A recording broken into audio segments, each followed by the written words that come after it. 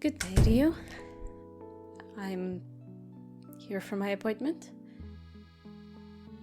I came to realize that I'm missing a tire that fits well with the cape. It's a bit short notice, but it doesn't have to be anything spectacular. I'd prefer something simple. The cape will stand out better that way. I felt that asking any of the other tailors would have made it much more difficult for them. Sir Faber mentioned that your mother has been painstakingly working on the wedding dress for months now. It was best not to add to the stress. I also had concerns that no one else could replicate your style. You would know what works best with your own product. Yes, do whatever you need to do.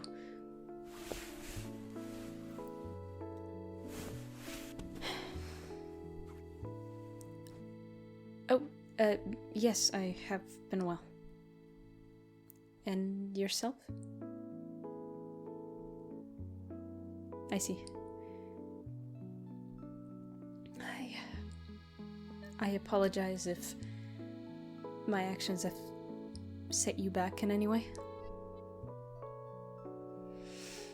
I realize it must have been rather embarrassing to have someone lesser than you make a scene in front of your peers and seriously believe you would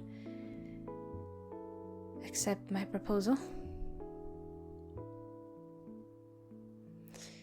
You were correct. My hubris got the better of me. And considering what I already knew of you and your status and skill, it was a ridiculous assumption. Even with Sir Faber's rising fame, because of that debacle with the royal family, his future bride's family has been less than keen on his addition to their circle. What I mean to say is, I wouldn't be surprised if you and your family were to take a similar issue with me. I am not surprised then. You are a family of skilled professionals. It is no wonder you would want to surround yourselves with those sorts of people.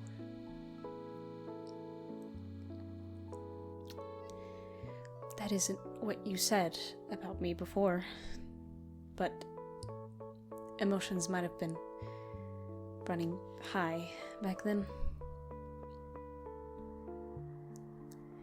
Still, that sort of flattery isn't needed right now, though I appreciate it.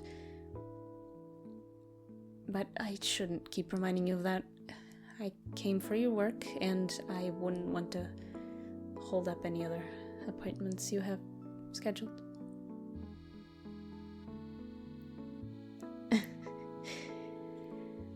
I see. It did seem a bit convenient how many openings you had for appointments. You didn't need to turn anyone away for my sake. I'm sure there are others who will be in attendance at Sir Faber's wedding that would love to commission you. You are always welcome in my family home. Leaving any sort of discussions to the few times I come to hire you gives us limited time to speak on casual terms. I didn't think I would be welcome unless I had a good reason to be here. Giving you business and allowing you to do what you enjoy is more important than picking up the pieces of my shattered ego. That's why I was more keen on allowing you to decide when would be the right time to talk. Well, for today, I was also keen on simply seeing you again. I wanted to make sure you were in good spirits. I felt rather guilty ever since I had to leave you in Summer's hands. Yes, he is quite the talker. No doubt he relished the opportunity to poke fun at my incompetence that night. Oh, even better. Should have known not to give him so much credit. But the bar is so low, I'm surprised he didn't bring up some obscure childhood blunder while he had some fresh years around him. I said I trusted him to take care of you in my absence. Not that I find his antics amusing. I tolerate him, at best most days. Friend is a loose term. It is not my decision who the eldest is of any of our families. I just so happen to have been born into the same generation as two very socially questionable heirs. Still, he has proven competent in his work. I can live with that sort of behavior so long as he's dependable. Favor's dependability doesn't matter here. I wouldn't have asked for him to take care of you as it is. I couldn't care less about what his fiancée would have thought. A job is a job. I just didn't want you to have an experience to compare to the one you had with me, too. I did poorly on my part as it is. There was no need to rub salt in the wound. Well, I'm not asking for redemption, just your services for today. It's only my place to hire you, not for you to hire me. So that's what I've done. Because I admire your work. And you, of course. I wouldn't have asked for your hand for the sole purpose of making myself look better than Favor. That's not worth an entire life's commitment. It was with the assumption that you would have said yes. I was ready to commit to that. Considering your refusal, there's not much I can do about that now. If you have no interest in me, then I'm not exactly getting what I hoped for.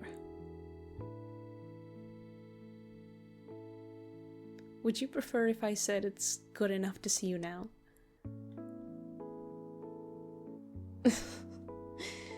It definitely wouldn't be true. I'm not paying you just to speak to you. Does it seem like I'm only here to look at you? Well, I have to, if I want to speak to you. And I want to. What about you? Then talk to me. About your work, of course. How are you going to make me look? Dashing enough for a wedding, but not to the point of stealing all the attention away from the bride and groom? I see now. No wonder you were so eager to take me on as a client again. Which unlucky patron of yours is stuck being my twin, while losing out on the custom design they paid for? I can't tell if you're being serious or not. I'm surprised you accepted an invitation to the wedding in the first place. And I'm sure you understand the implication of having me dress similarly to you. When we're there, and right now. Is this how you planned for me to redeem myself? There, of all places?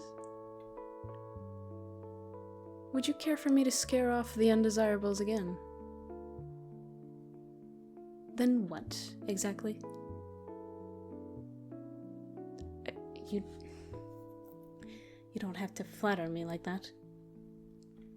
I do enjoy it, but I'm skeptical of your motivations. Am I simply the strong arm you plan to hold on to show off to your friends? Your run-of-the-mill acquaintance, maybe. Just the most recent town hero at your side. Another Tuesday for you. I can live with friend.